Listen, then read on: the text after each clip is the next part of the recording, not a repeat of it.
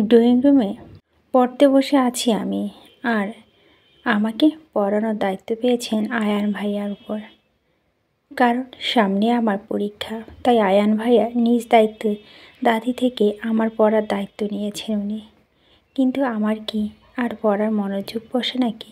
তাই সে কখন থেকে আয়ান ভাইয়া আমাকে পড়ানোর চেষ্টা করছে, আর আমি শুধু মিনমিন করছি, পড়ার ভাব ধরে আছি, আর বইয়ের উপর একটা হাত ছড়িয়ে অন্য হাতে বইয়ের পাতা উল্টাচ্ছি। আমার এমন উদাসীন মনোভাব দেখে আয়ান ভাইয়া হালকা বিরক্ত নিয়ে ভুরু কুঁচকে বলল, কি ব্যাপার, এমন করছো কেন? ঠিক মতো পড়ছো না কেন? সামনে তোমার এক্সাম তাহলে, আর তুমি এত পড়া চুরি করছো কেন? আয়ান ভাইয়ার কথা শুনে খুব রাগ হলো আমার। আমি কখনো কারো উপর রাগ করি না, এটা আমার হ্যাবিটে নেই। কেউ কোনো কিছু বললে আমি চুপচাপ শুনি থাকি শুধু সব কিছু। তারপরে এই মুহূর্তে আমার প্রচণ্ড রাগ উঠছে আয়ান ভাইয়ের উপর। কারণ চোরকে কি বারবার চোর বলে ঘোষিত করতে হবে নাকি? আজব, আমার পড়তে ভালো লাগে না, তাই তো আমি পড়াগুলো চুরি করি। এত ঘোর আপত্তি ওনার। আজব পাবলিক সবাই। আমি তো রোজই একটু একটু পড়া তো চুরি করি, বেশি তো আর করছি না, তাই না? তাই বলে এমন সরাসরি চুরি বলা কি আছে আমাকে? এমন সরাসরি চুরি বলায় আহত হলাম আমি। তাই আমি আমার আহত মনটা নিয়ে খানিকটা ঝাঁঝালো কণ্ঠে আয়ান ভাইয়াকে উদ্দেশ্য করে বলে উঠি, মাই স্যাসরা আয়ান ভাইয়া। দুহাত বইয়ের ওপর ছড়িয়ে রেখে তীক্ষ্ণ দৃষ্টি নিক্ষেপ কর। আমার এমন কথায় আয়ান ভাইয়া বোকা বনে গেল মুহূর্তে। পরে গোল গোল চোখে আমার দিকে কিছুক্ষণ তাকিয়ে থেকে মিনতি সুরে বলল, তুমি স্যাসরা হতে যাবে কেন? আর তোমার বাকি কথাগুলো আয়ান ভাইয়াকে বলতে না দিয়ে আমি নিজে মতো করে কপাট রাগ দেখে বলে উঠি, স্যাসরাই আমি।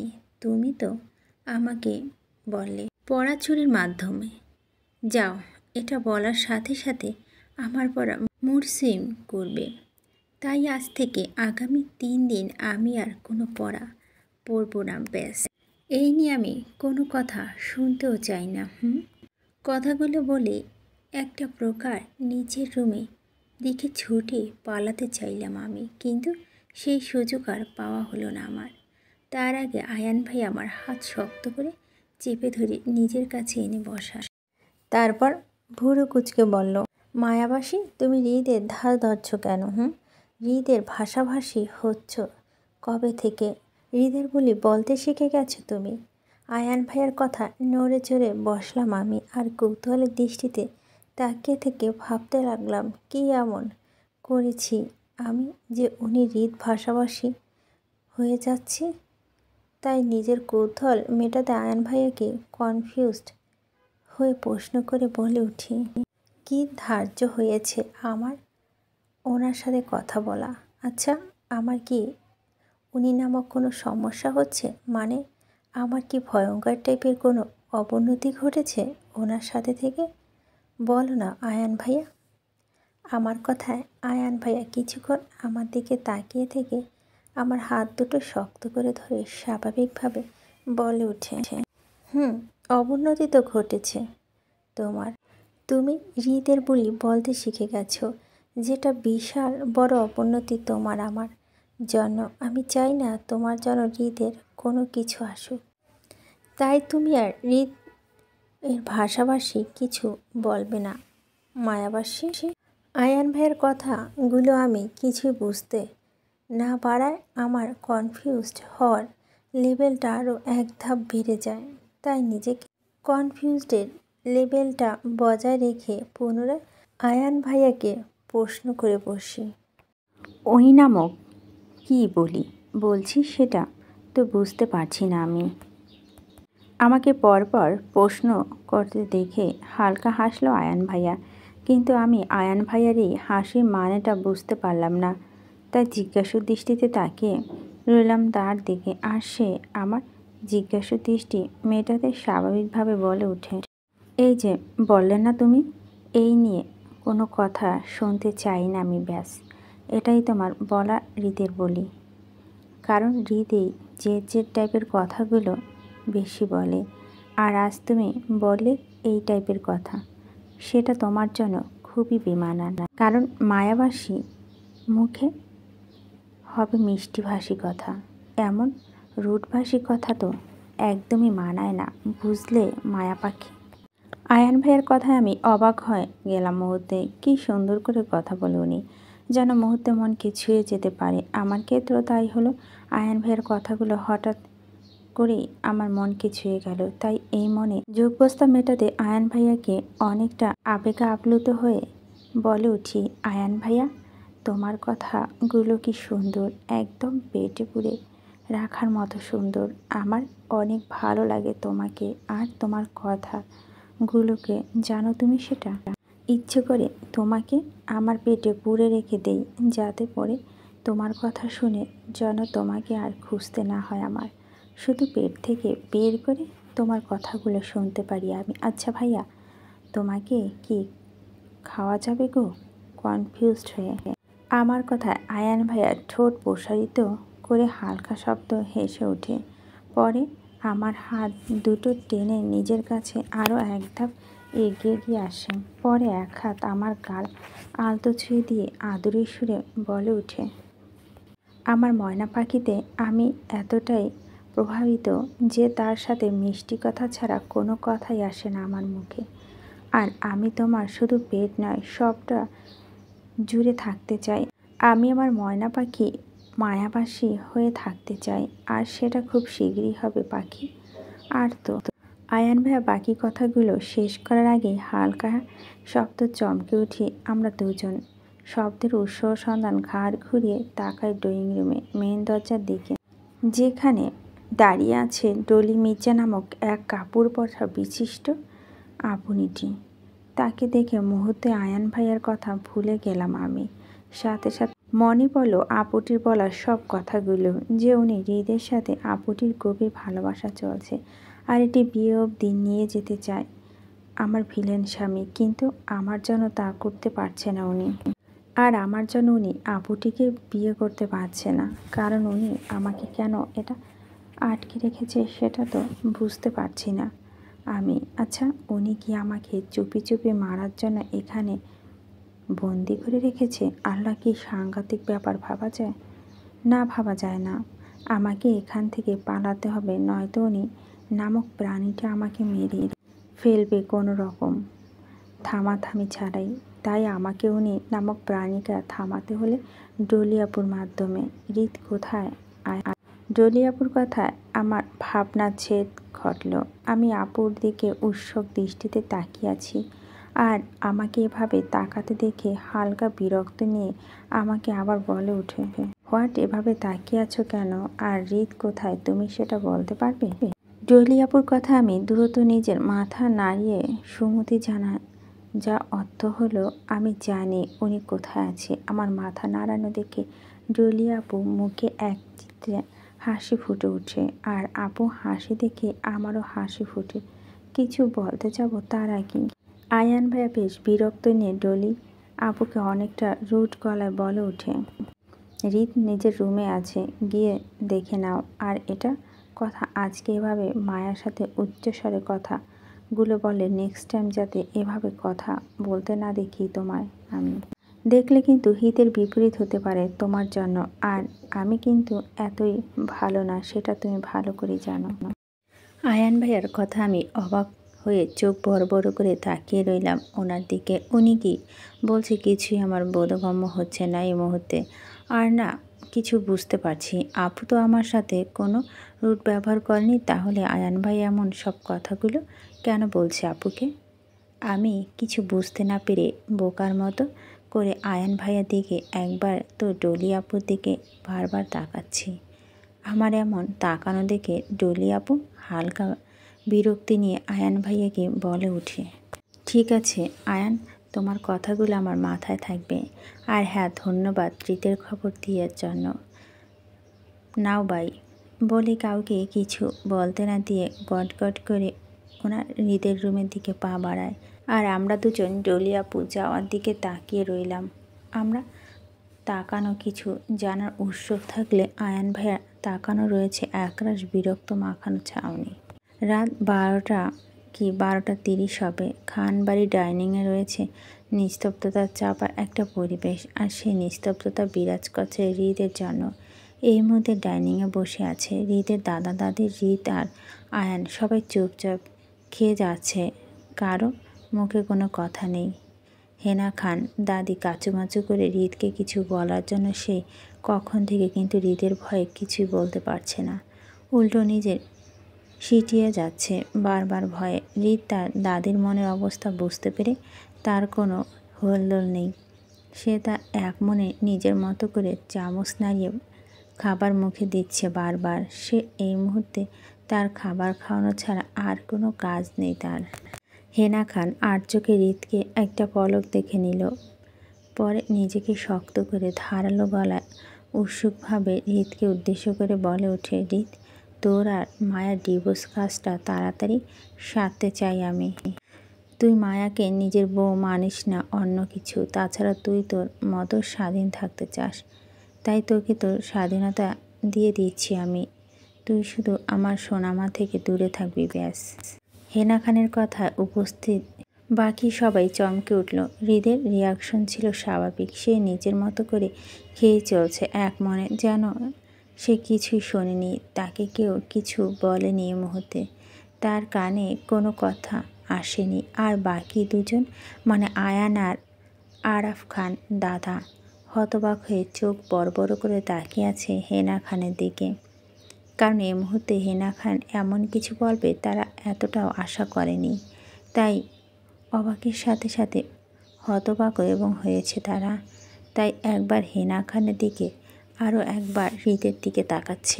আরাফ খান হৃদের বাহির ও ভিতর সম্পর্কে সম্পূর্ণ অবগত হলেও হেনা খান হৃদের কোনো সম্পর্কে অবগত নয়, তাই নিজের মতো করে কথাগুলো বলে যাচ্ছে। আর আরাফ খান নিজের স্ত্রীর পক্ষে সম্মতি জানালো। এই মুহূর্তে উনি চুপ করে আছে সবটা বোঝার জন্য, কারণ উনি এই কয়েকদিনে হৃদের অনেক কিছু দেখেছেন মায়াকে নিয়ে।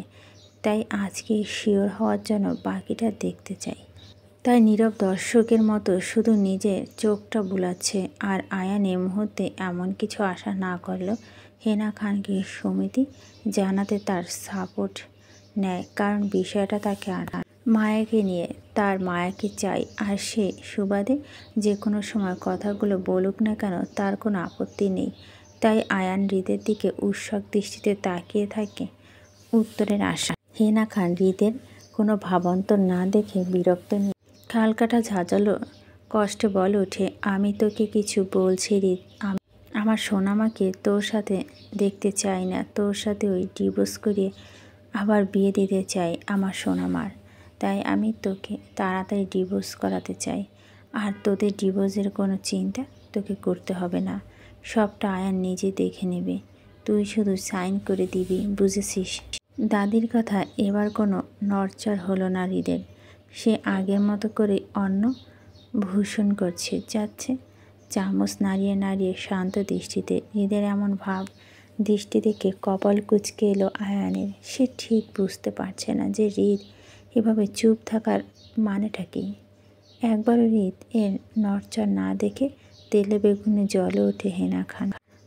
পরে রেগে মুখ শক্ত করে হৃদকে বলে ওঠে, এই তুই কি আমার কথা শুনতে পাচ্ছিস না? তোর কি মনে হয় আমি তোমার সোনামাকে তোর কাছ থেকে রাখতে খাবারের জন্য? কখনো না। তুই তোর মতো থাকবি আর আমার সোনামা আমার কাছে থাকবে তার মতো করে। আর তুই নামক কোনো ছায়া আমার সোনামার লাইফে দেখতে চাই না আমি। তাই তুই মুক্তি দে আমার মাটাকে। হেনা খানের কোনো কথায় হৃদ কানে না তুলে নিজের মতো করে নিজের প্লেটে খাওয়া শেষ করে। হাত বাইয়ে টিস্যু নিয়ে মুখ মুছতে মুছতে উঠে যায়। পরে কারো দিকে না তাকিয়ে নিজের রুমের দিকে পা বাড়াতে আবারও হেনা খানের ঝাঁঝালো কণ্ঠে থেমে যায় হৃদ। পরে বিছানা ফিরে তাকায় নিজের দাদির দিকে উৎসুক দৃষ্টিতে, যেন সে কিছুই শোনেনি এতক্ষণ, জানেও না কোনো কিছু। হৃদ এমন দৃষ্টিতে আক্ষেপ করে আবারও হেনা খান বলে ওঠে, আমি কিছু বলছি রিত, তুই আমার কথা শেষ না করে এভাবে যেতে পারিস না। রিত হেনা খানের কথা শুনে ভুরু কুঁচকে তাকায় দাদির দিকে, পরে 2 কদম হেঁটে ড্রয়িং রুমের সোফায় আরাম করে বসে পায়ের ওপর পা তুলে পরে ঘাড় ঘুরিয়ে দাদির দিকে তাকিয়ে কপাল কুঁচকে হালকা চিন্তার ভাঁজ ফেলে দাদিকে উদ্দেশ্য করে বলে ওঠে, কি যেন বললে দাদি, আবার বলো তো শুনি। আমার শর্টকাট মেমোরি লস হয়েছে মাথাতে, আর রিপিট করো তো একটু। এবার আমি সবটা শুনছি, বলো তুমি, শুরু করো। হৃদের কথা ধাঁচ দেখে হেনা খানের রাগের সাথে সাথে ভয়টাও জেগে বসেছে মনে অনেকটা। তিনি হৃদের রাগ সম্পর্কে অবগত হলেও মায়াকে নিয়ে কোনো কম্প্রোমাইজ করতে চায় না, তাই যা কিছু হোক না কেন হৃদ থেকে মায়াকে বাঁচাবেই, ব্যাস।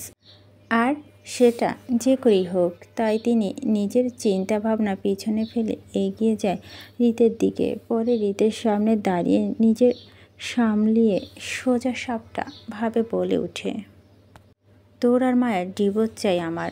দাদির কথা শুনে ভুরু কুঁচকে তাকায় হৃদ তার দাদির দিকে, পরে খানিকটা বিরক্ত নিয়ে বলে ওঠে, তো আমি কি করব? তোমার চাই, আমার না।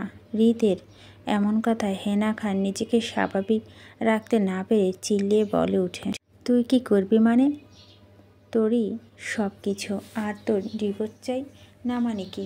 দাদির কথায় হৃদ নিজের মতো করে বলে ওঠে, সেটাই, আমার কোনো ডিভোর্স চাই না।